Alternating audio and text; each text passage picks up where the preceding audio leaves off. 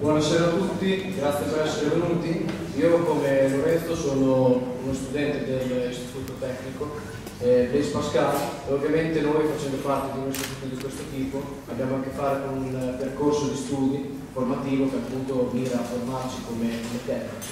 e quindi argomenti di questo tipo ci toccano in prima persona.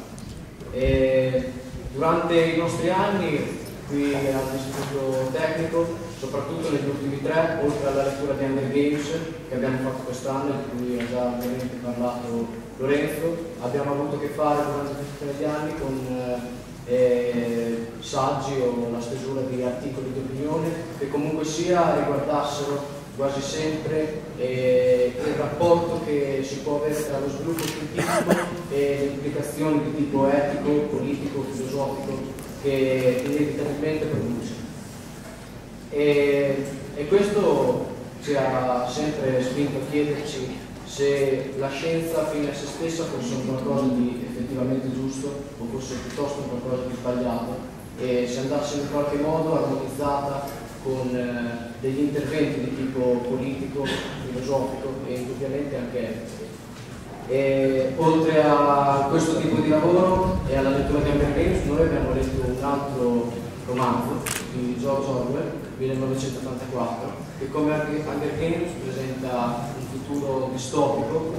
in cui la società è capillarmente controllata anche grazie all'utilizzo di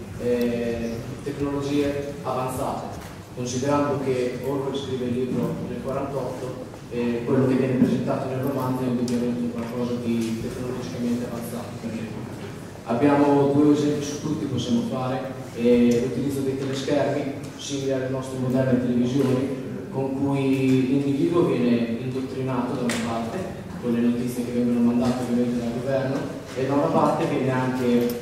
controllato, perché il teleschermo ha anche la funzione, diciamo, di registrare quello che l'individuo fa durante la giornata. O ad esempio il versificatore, con la quale viene creata musica. Insomma, non sono più le persone a creare l'arte, ma sono delle macchine. E questo ovviamente è un qualcosa che va ad intaccare direttamente le peculiarità di ogni singolo individuo e l'identità di ogni individuo, nel tentativo ovviamente di creare una sorta di omologazione generale che possa permettere al governo un maggior controllo su tutta la società. E allora ovviamente, affrontando tematiche di questo tipo, siamo giunti a chiederci cosa implica lo sviluppo scientifico, tecnico e tecnologico ai nostri giorni per quanto riguarda appunto questioni etiche. Io posso fare un esempio adesso che può sembrare stupido: l'utilizzo della calcolatrice. La calcolatrice indubbiamente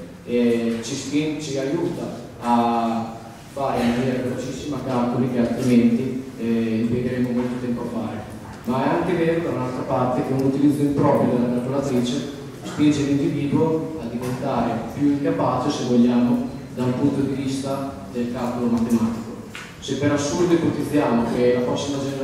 generazione non vengano insegnate le basi della matematica come l'addizione, la sottrazione e la moltiplicazione, ma si insegna loro semplicemente a utilizzare la calcolatrice, ecco che si darà vita ad una generazione che non è più in grado ovviamente di compiere questo tipo di calcoli che a noi oggi possono sembrare elementari.